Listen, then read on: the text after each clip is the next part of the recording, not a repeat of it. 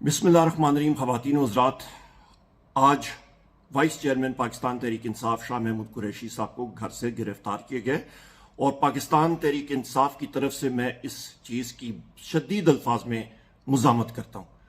शाह महमूद कुरैशी साहब की गलती क्या है?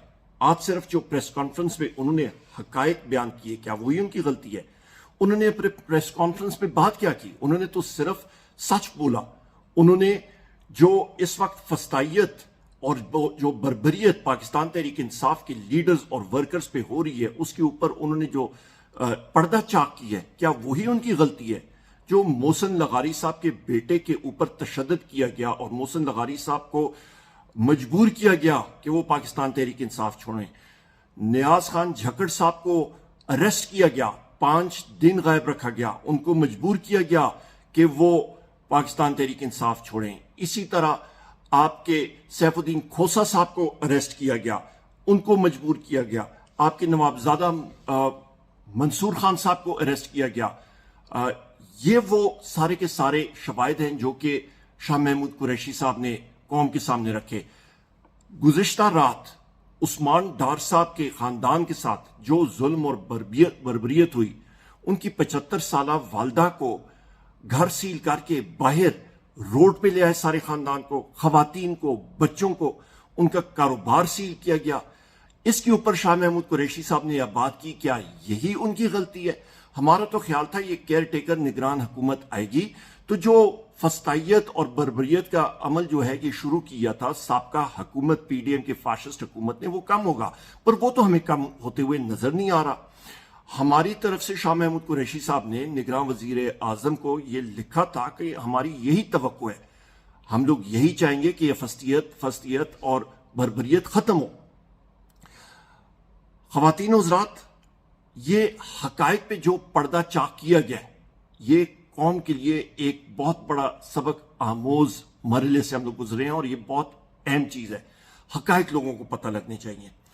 हमारी ये एक अहम डिमांड भी है कि साइफर के इशू पे जो आजकल फिर अभी सामने आया है, पाकिस्तान तहरीक इंसाफ का इमरान खान साहब ने बार ये बात कही है कि उसकी तय तक पहुंचने के लिए पाकिस्तान तहरीक इंसाफ की पहले भी डिमांड थी, आज भी डिमांड है कि इसके ऊपर फिल फॉर एक जुडिशल कमीशन बनाया जाए कि इसकी हक़ाइक़ के तय पे हम लोग पहुंच सकें और पूरी कौम को इसकी हकीकत का पता लगे।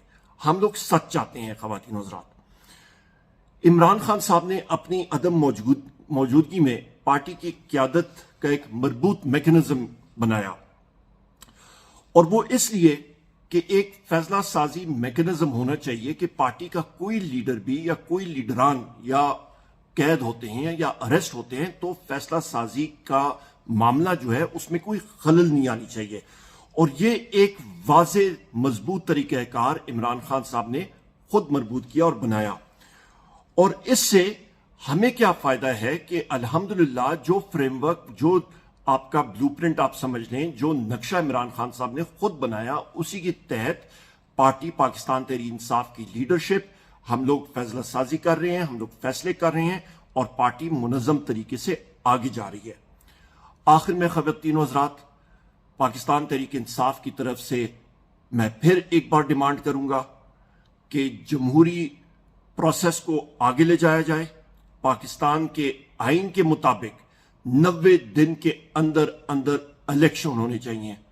इलेक्शन कमीशन का यह फैसला कि हम लोग पहले मुख्तलिफ चीजें मुकम्मल करेंगे और उस डीलिमिटेशन और हल्का बंदियां करेंगे और उसके बाद उसको हम लोग नहीं मानते, हम लोग अदालत में भी जाएंगे। सुप्रीम कोर्ट बार एसोसिएशन जा चुकी है, हम भी जा रहे हैं और हमारी एक ही डिमांड, 90 दिन के अंदर अंदर इलेक्शन और इमरान खान साहब को सही मानी में इंसाफ कि वो बाहर आए और इस मुल्क को लीड करें।